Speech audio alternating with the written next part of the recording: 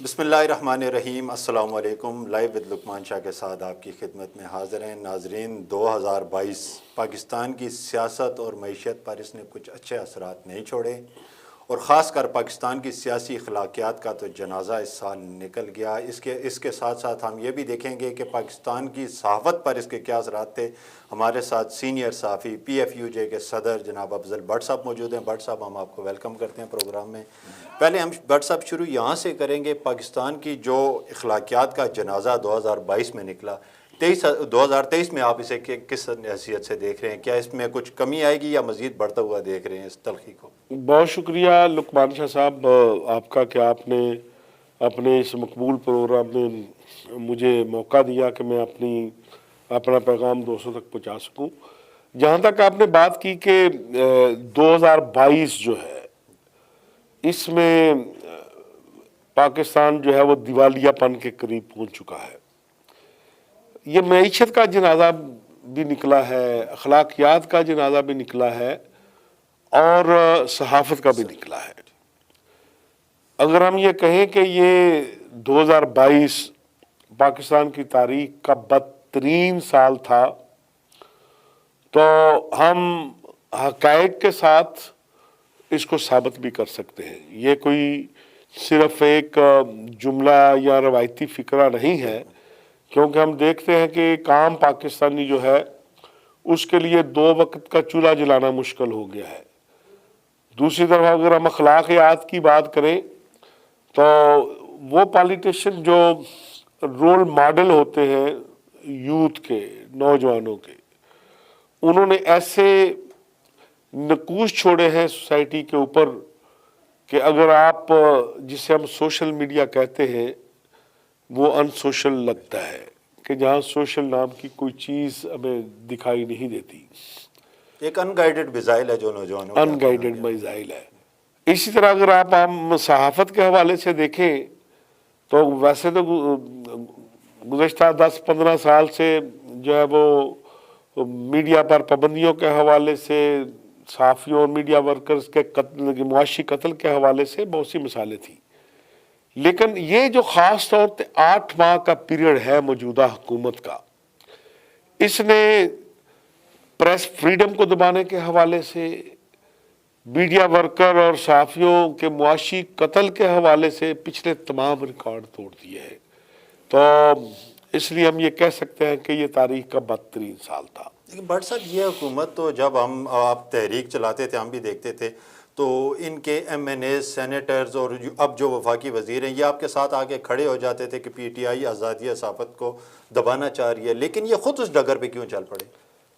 شاہ صاحب، یہ بڑی بدقسمتی ہے ہمارے ملک کی کہ جب تک کوئی جماعت اپوزیشن میں ہوتی ہے تو یہ میڈیا اس کی آنکھ کا تارا ہوتا ہے۔ جو ہی وہ جماعت جو ہے اپوزیشن سے اٹھ کر اقتدار میں جاتی ہے تو یہی میڈیا جو ہے وہ اس کی آنکھ کا کانٹا بن جاتا ہے۔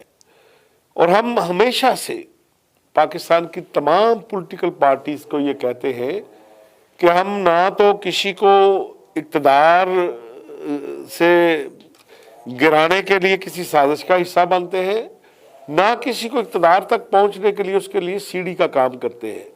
میڈیا ایک آئینے کا کام کرتا ہے، اور میڈیا کے اس آئینے کا مطلب یہ ہوتا ہے کہ جب حکومت یا کسی بھی ادارے کے کسی غلطی کی نشاندہی کی جائے تو جب وہ آئینے کے سامنے آئے اور وہ دیکھے کہ میرے چہرے پہ کوئی داغ دھبا ہے تو وہ آئینے کا فائدہ اٹھاتے ہوئے اپنا چہرہ صاف کر لے، داغ دھبا صاف کر لے۔ لیکن یہاں پاکستان میں الٹی گنگا بہہ رہی ہے۔ یہاں حکومت کو جب آئینہ دکھایا جاتا ہے تو وہ اپنا چہرہ صاف کرنے کی بجائے، داغ دھبے صاف کرنے کی بجائے آئینہ توڑنے کی کوشش کرتے ہیں۔ تو یہ پاکستان کی بڑی بدقسمتی ہے۔ اچھا بٹ صاحب، ہم نے دیکھا آپ نے مختلف ادوار میں تحریکیں چلائی، بلکہ ہم آپ کے ساتھ رہے، ہم اکٹھے رہے، لیکن جب حکمران صحافت کو دبانے پہ آتے ہیں تو ان کا بہانہ کچھ اینکر بنتے ہیں، کچھ اینکر کی وہ باتیں لے کے وہ دبانا شروع کر دیتے۔ کیا کچھ آپ نہیں سمجھتے کہ اینکر کی تربیت بھی ضروری ہے؟ کچھ ایسے لوگ بھی ہیں جو بغیر صحافت کے سکرین پر آ کے بیٹھ گئے اور پوری صحافتی برادری کا مستقبل انہوں نے داؤ پہ لگا دیا ہے۔ دیکھیں، یہ بالکل شاہ صاحب آپ کی بات 100% درست ہے کہ وہ پیرا ٹروپرز جنہیں صحافت کی ٹریننگ نہیں لی، وہ کسی نہ کسی پرچی کے ذریعے کسی چینل پر آ جاتے ہیں اور پھر پرائم ٹائم میں انہیں جگہ مل جاتی ہے، تو وہ جو صحافت کے بیسک اصول ہیں ان کو وہ جانتے نہیں ہوتے، اور جس کی وجہ سے پھر وہ ایسے ایسے پروگرام کرتے ہیں کہ ہمارا سر بھی شرم سے جھک جاتا ہے۔ ہم یہ نہیں کہتے کہ صحافت میں سب لوگ ٹھیک ہیں۔ اور اسی طرح پاکستان میں جو ایجنڈا جرنلزم ہے کہ بہت سے ایسے ٹی وی چینلز ہیں جن کے مالکان ایک ایجنڈے کے تحت جو ہے وہ اپنے ٹی وی چینل کو رن کرتے ہیں، اور اینکر جو ہے وہ اپنے مالک کی پالیسی کو ٹو کرتے ہیں، تو وہ قصور اپنی جگہ موجود ہے، لیکن اس سے نمٹنے کے لیے پاکستان کے قوانین موجود ہیں۔ ہم کبھی اپنے آپ کو اباؤ دا لا نہیں سمجھتے، ہم ہمیشہ یہ سمجھتے ہیں کہ اگر آپ نے اس پروفیشن میں رہنا ہے تو پاکستان کے آئین، پاکستان کے قانون کی سب سے پہلے خود پابندی کرنی ہے، پھر آپ دوسروں کو کہہ سکتے ہیں۔ لیکن یہاں تو آوے کا آبا ہی بگڑا ہوا ہے، کیا کہتے ہیں کہ اوروں کو نصیحت اور خود میاں فصیحت۔ اچھا بٹ صاحب، ایک بہت بڑا حادثہ، بہت بڑا سانحہ ارشد شریف کی صورت میں ہمارے سامنے آیا۔ اب چونکہ سپریم کورٹ میں بھی آپ فریق ہیں، ارشد کی فیملی سے بھی آپ کا تعلق ہے، تو یہ کیس کہاں تک آپ پہنچا آپ نے؟ دیکھیں، یہ ہم نے پہلے دن یہ کہا تھا جب ارشد شریف کی شہادت ہوئی کہ ارشد شریف کا قتل ایک جرنلسٹ کا، ایک صحافی کا قتل نہیں، بلکہ یہ پاکستان کی صحافت کا قتل ہے۔ آپ لوگ ارشد شریف کے نقطہ نظر سے اختلاف کر سکتے ہیں، لیکن اس بات سے کوئی اختلاف نہیں کر سکتا کہ وہ اس کے واحد اینکر ہے جس کے موسٹلی پروگرام جو ہے وہ ریسرچ بیس ہوتے تھے۔ وہ ایک مشکل راستے کا انتخاب کرتا تھا، ڈاکومنٹ حاصل کرتا تھا، ان ڈاکومنٹ کے ذریعے پھر اپنی سٹوری بلڈ کرتا تھا، پھر وہ عوام کو آگاہ کرتا تھا کہ پاکستان کی صورتحال کیا ہے۔ کسی کو اس کا نقطہ نظر پسند آتا تھا، کسی کو نہیں پسند آتا تھا، لیکن بدقسمتی کی بات یہ ہے کہ جس طرح کینیا کے اندر ارشد شریف کو شہید کیا گیا، اس حوالے سے ابتدائی طور پر پاکستان کی حکومت کا رد عمل انتہائی مایوس کن تھا، بلکہ شرمناک کہہ سکتے ہیں۔ ہم کہتے تھے کہ ایک رپورٹر کے طور پر کہ ارشد شریف کی ڈیڈ باڈی دیکھ کر، اس کی گاڑی کو دیکھ کر اندازہ ہوتا ہے کہ یہ اتفاقیہ قتل نہیں ہے، یہ ایک ٹارگٹ کلنگ ہے۔ لیکن حکومت پاکستان جو ہے وہ کینیا پولیس کے ورژن کو لے کر کہتی تھی کہ یہ اتفاقیہ قتل ہے، لیکن اس کے بعد جب پہلی ایک کمیٹی بنی اور اس کمیٹی نے ابتدائی رپورٹ دی، تو یہ خوشائن بات ہے کہ حکومت پاکستان کا پوائنٹ آف ویو وہی بن گیا جو پی ایف جے کا پوائنٹ آف ویو ہے کہ ارشد شریف کی ٹارگٹ کلنگ ہوئی ہے۔ یہی پوائنٹ آف ویو ارشد شریف شہید کی والدہ محترمہ کا ہے کہ ارشد شریف کی ٹارگٹ کلنگ ہوئی ہے۔ یہی ان کی اہلیہ محترمہ کا ہے، یہی ان کے بچوں کا ہے۔ اب اس حد تک تو ٹھیک ہے کہ گورنمنٹ پاکستان اور پاکستان کی جرنلسٹ کمیونٹی جو ہے وہ اس بات پر تو متفق ہے کہ یہ ایک ٹارگٹ کلنگ ہے۔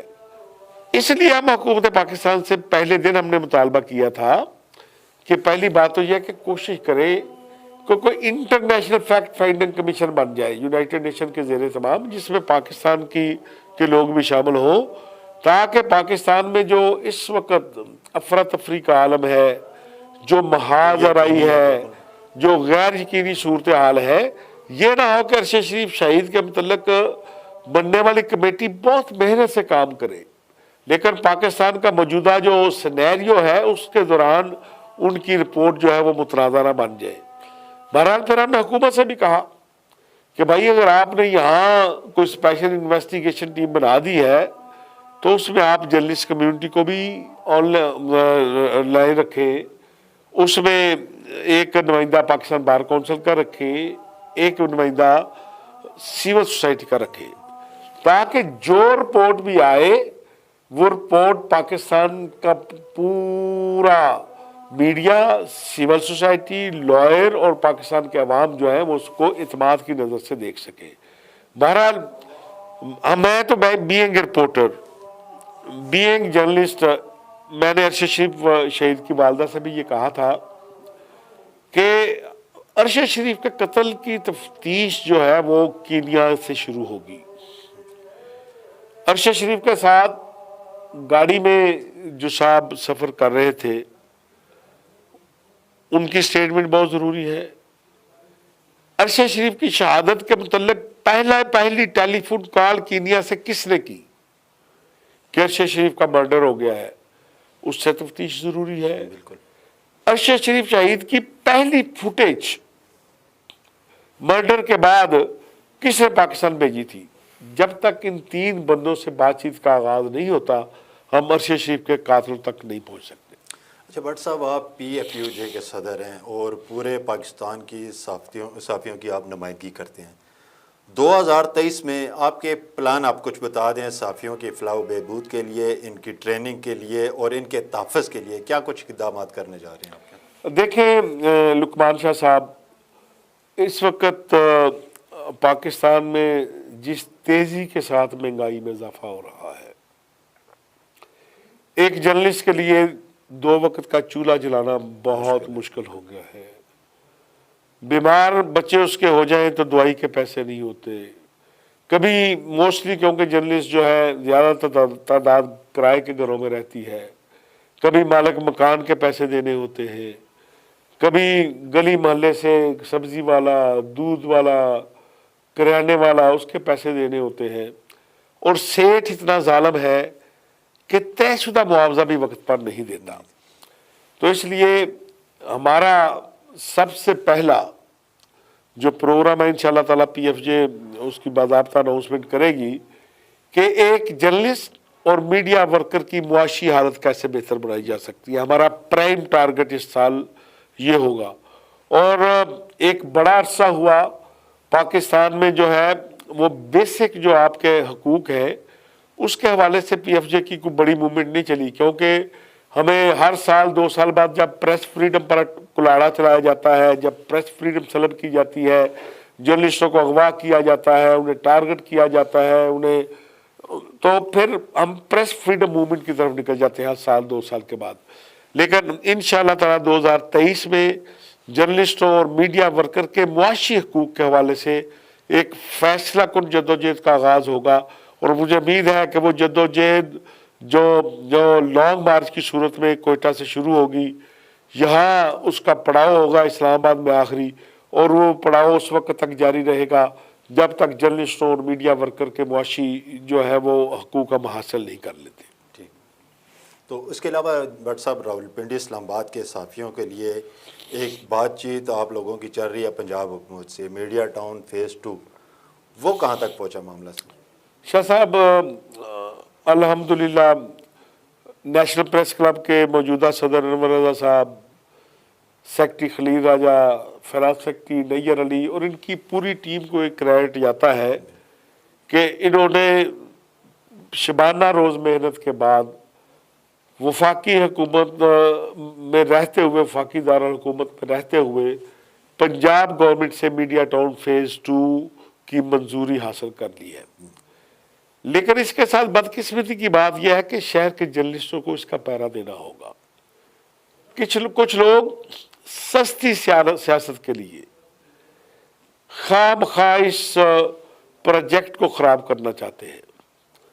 ہمارے وہ ساتھی جو چھت سے محروم ہیں، ان کی تمام امیدوں کا مرکز و محور جرنلسٹ پینل ہے اور موجودہ باڈی ہے، لیکن کچھ لوگ جو ہے وہ صرف 2-4 دن کی پالیٹکس کے لیے لوگوں کو اپنی طرف متوجہ کرنے کے لیے ایسے بے بنیاد پراپیگنڈے کر رہے ہیں جس سے یہ پروجیکٹ جو ہے وہ ڈیلے بھی ہو سکتا ہے اور متاثر بھی ہو سکتا ہے۔ اس لیے میں ہمارے وہ ساتھی جو پریس کلب کے ممبر ہیں اور جن کے لیے یہ کام کیا جا رہا ہے انہیں ویجیلنٹ رہنا ہوگا، انہیں نظر رکھنی ہوگی کہ وہ کون لوگ ہیں جو اپنی سستی سیاست کے لیے اس بڑے پروجیکٹ کو متنازع بنانے کی کوشش کر رہے ہیں۔ تو اس لیے لیکن آج ہی آپ نے دیکھا ہوگا کہ جو لوگ کہتے تھے کہ بس یہ ہوائی باتیں ہیں، آج practically Punjab journalist housing foundation ने अखबारात में इश्तिहार इश्तिहारात छाए हुए हैं, बिल्कुल। छाप दिया है कि क्योंकि डिप्टी कमिश्नर रावलपिंडी के साथ नेशनल प्रेस क्लब के सदर, सेक्रेटरी, खजांची और जो मीडिया टाउन हाउसिंग सोसाइटी है उसके प्रेसिडेंट राणा ताहिर साहब, सेक्रेटरी तारक चोई साहब ने डिप्टी कमिश्नर रावलपिंडी से भी रब्ता किया है मुसलसल, क्योंकि फर्स्ट प्रायोरिटी तो ये है कि कुछ सरकारी ज़मीन का टोटा मिल जाए, कोई खिता मिल जाए, जिस तरह के पहले मीडिया टाउन हमने बनाया था, तो वहाँ इजीली जो है मीडिया टाउन सेकंड फेज बन जाता है। लेकिन डीसी साहब की तमाम तर कोशिश के बावजूद हमें उन्हें इस तरह का कोई माकूल किस्म का ज़मीन का टुकड़ा नहीं मिला जिस पर वो मंजूरी हासिल करके मीडिया टाउन सेकंड फेज का इफ्तिताह कराए। इसीलिए उन्होंने इश्तिहार शाया कर इसलिए आज उन्होंने इश्तिहार शाया किया है कि अब गवर्नमेंट पंजाब जो है वो लैंड परचेज करके उस पर मीडिया टाउन फेज 2 बनाएगी। नाजरीन, आपने PFUJ के सदर अफजल भट्ट साहब की सहाफ़त और सहाफ़ियों से मुतालिक पॉलिसी बयान आपने सुना। हमें इजाज़त दीजिए, आपके प्रोग्राम का आज के प्रोग्राम का वक्त हमारा ख़त्म हुआ। अल्लाह हाफ़िज़।